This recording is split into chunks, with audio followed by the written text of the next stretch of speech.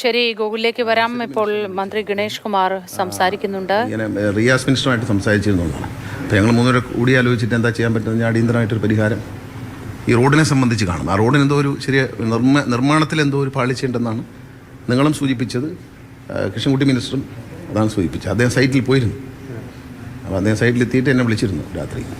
ഇതേ മിനിസ്റ്ററെ, അവിടെ കഴിഞ്ഞ തവണ ഇതുപോലൊരു അപകടം ഉണ്ടായിരുന്നു, ഈ ലോറി തന്നെ മറിയുന്ന സാഹചര്യം ഉണ്ടായിരുന്നു. അപ്പോൾ കൃത്യമായൊരു മാറ്റം അവിടെ വേണ്ടതല്ലേ മിനിസ്റ്റർമാർ കൂടിയിരുന്ന് ആലോചിച്ചത്? തീർച്ചയായിട്ടും അതിന് ഡിസൈനെ സംബന്ധിച്ച് ഞാൻ റോഡ് സേഫ്റ്റി അതോറിറ്റിയുടെ ഉദ്യോഗസ്ഥരെയും കൺസൾട്ടൻറ്റിനെ അയക്കും, എക്സ്പേർട്ടിനെ അവരെ അയക്കും. പിന്നെ മോട്ടോർ വെഹിക്കിൾ ഡിപ്പാർട്ട്മെൻറ്റ് ഒരു സജഷൻ തരുമല്ലോ, എന്താണ് ഇതിൻ്റെ അപകട കാരണം എന്നാണ് ഇങ്ങനെ സംഭവം റോഡിൻ്റെ ഡിഫക്റ്റ്. എന്നിട്ട് അത് നമ്മൾ റിയാസ് മിനിസ്റ്ററുമായിട്ട് സംസാരിച്ചിട്ട് PWD ഒരു മാറ്റം വരുത്താനുള്ള അത് തന്നെയാണ് കൃഷ്ണൻകുട്ടി മിനിസ്റ്റർ പറഞ്ഞത്. ഇതൊരു ഉദാഹരണം മാത്രമാണ്. ഇതുപോലെ കേരളത്തിൽ ഒരുപാട് മലപ്പുറത്തൊക്കെ ഇതുപോലെ സ്ഥലങ്ങളുണ്ട്. ഈ ബ്ലൈൻഡ് സ്പോട്ടുകൾ കണ്ടെത്താനായിട്ട് ഒരു ലിസ്റ്റ് തരാൻ വേണ്ടി PWD ആവശ്യപ്പെടും. ഈ ബ്ലൈൻഡ് സ്പോട്ടുകൾ ധാരാളം സ്ഥലങ്ങളുണ്ട്. അത് മോട്ടോർ വെഹിക്കിളും PWD പരിശോധിച്ചാൽ മാത്രമേ ബ്ലൈൻഡ് സ്പോട്ടുകൾ തരേണ്ടത് മോട്ടോർ വെഹിക്കിൾ ഡിപ്പാർട്ട്മെൻറ്റാണ്. അവരോട് ഒരു കുറേ തന്നിട്ടുണ്ട്. പക്ഷെ അതെങ്ങനെ പരിഹരിക്കാം എന്നുള്ളത് പ്രത്യേകമായ സ്കീമായിട്ട് എടുത്താലേ പറ്റത്തുള്ളൂ. PWDക്ക് മാത്രമേ ഇത് പണിയാൻ പറ്റത്തുള്ളൂ. നമുക്ക് റോഡിൽ കയറി പണിയാൻ പറ്റത്തില്ല. നമ്മൾ പണം ഉണ്ടെങ്കിലും അവർ കൊടുക്കാനേ പറ്റത്തുള്ളൂ. തീർച്ചയായിട്ടും അത് റിയാസ് മിനിസ്റ്ററായിട്ടൊരു യോഗം വെച്ചിട്ട് തീർച്ചയായിട്ടും ഉണ്ടാവും. കാരണം ഇത് ഇവിടെ ജനപ്രതിനിധികൾ പലതവണ ശ്രദ്ധപ്പെടുത്തിയിട്ട് എൻ്റെ ശ്രദ്ധയിൽ വന്നിരുന്നെങ്കിൽ ഞാൻ അതിൽ ഇടപെടുമായിരുന്നു. എൻ്റെ ശ്രദ്ധയിൽ വന്നിട്ടില്ല. അല്ല, ദേശീയപാത പർട്ടിക്കുലർ ഡിസൈൻ ഒന്നുമില്ലല്ലോ. നമ്മളിപ്പോൾ കാണുന്നതാണ് ഒരു മെയിൻ റോഡ് തന്നെയാണ് ചാലക്കുടി പോട്ടയിലേക്ക് പോകുന്ന ഭാഗം. നിരന്തരമായ ആളുകൾ മരിക്കുകയാണ് അവിടെ. ഇപ്പോൾ ഞാൻ വന്നതിന് ശേഷം അവിടുത്തെ നാട്ടുകാരെ പരാതിയും ഞാൻ ആ സ്ഥലം സന്ദർശിച്ചു, ട്രാഫിക് കുരുക്കഴിക്കാൻ വേണ്ടിയിട്ട്. അപ്പോൾ അവിടെ വന്നൊരു നിർദ്ദേശം അനുസരിച്ച് സെൻട്രൽ ഗവൺമെൻറ്റിനോട് ആവശ്യപ്പെട്ടിരുന്നു 48 കോടി രൂപ ഉപരിതല ഗതാഗത വകുപ്പ് അവിടെ അണ്ടർപാസ് നിർമ്മിക്കാൻ തന്നിട്ടുണ്ട്. അതുകൂടാതെ ഒരു 18 കോടി രൂപ അവിടെ ഒരു സർവീസ് റോഡുണ്ട്. അത് ചെയ്താൽ മാത്രമേ ഈ റോഡ് അടയ്ക്കാൻ പറ്റൂ. മെയിൻ റോഡിലേക്ക് വന്നിങ്ങ് ഇറങ്ങുകയാണ്. അത് വരുന്നവർ ഇടിച്ച് മരിക്കുകയാണ്. ഒരു അവിടെ ഇതിനേക്കാൾ ഞങ്ങൾ ഈ പറഞ്ഞതിനേക്കാൾ വലിയ നമ്പർ പോട്ട ആശ്രമത്തിന് മുമ്പിൽ നിന്ന് ഇറങ്ങുന്ന സ്ഥലത്ത് മരിച്ചിട്ടുണ്ട്. മരണസംഖ്യ ഏറ്റവും കൂടുതൽ വരുന്നത് അവിടെ റോഡിലേക്ക് ഇറങ്ങുമ്പോൾ വളരെ ഫാസ്റ്റായിട്ടാണ് ഈ ഹൈവേയിൽ ആൾ വരുന്നത്. അല്ല, ഹൈവേ ചെയ്യുമ്പോൾ പലപ്പോഴും ഈ നേരെ അങ്ങ് ചെയ്തു പോകാമെന്നുള്ളതല്ല. അത് എനിക്ക് തോന്നുന്നത് ഈ ഹൈവേ പണിയാൻ വരുന്നിടത്ത് എഞ്ചിനീയേഴ്സിന് വലിയ റോളില്ലെന്നാണ് തോന്നുന്നത്. ഈ ഹൈവേ എല്ലായിടത്തും ഓരോ കമ്പനികളെ ഏൽപ്പിച്ചിരിക്കുകയാണ്. ആ കോൺട്രാക്ടർമാരും അവരുടെ ഡിസൈനിങ്ങുമാണ്. വേൾഡ് ബാങ്കിൻ്റെ റോഡ് പോലെയാണ്. വേൾഡ് ബാങ്കിൻ്റെ റോഡിൽ നമ്മുടെ പ്രാദേശികമായ എഞ്ചിനീയർമാർക്കോ പ്രാദേശിക ജനപ്രതിനിധികൾക്കോ ഒന്നും യാതൊരു കാര്യമില്ല.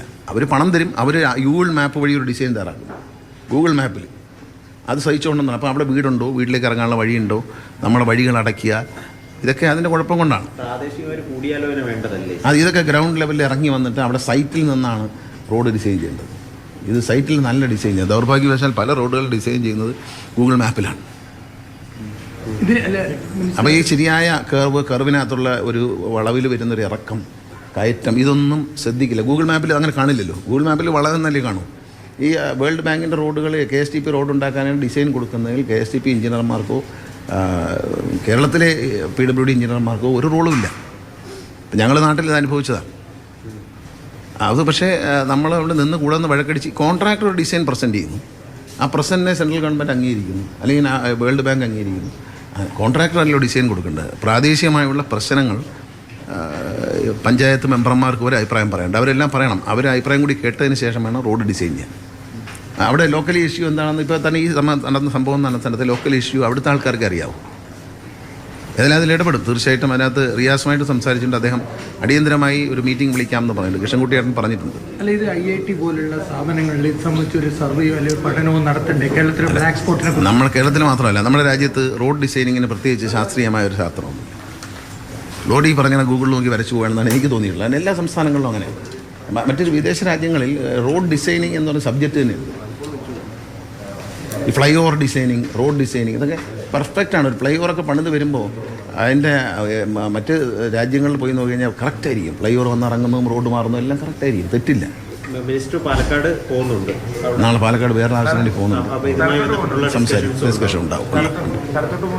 അല്ല, അത് തീരുമാനിച്ചില്ല. ഇന്ന് ഞാൻ അവിടെ പോകും. നാളെ പാലക്കാട് ആവശ്യം വേണ്ടി. മന്ത്രി ഗണേഷ് കുമാറാണ് മാധ്യമങ്ങളോട് സംസാരിച്ചത്.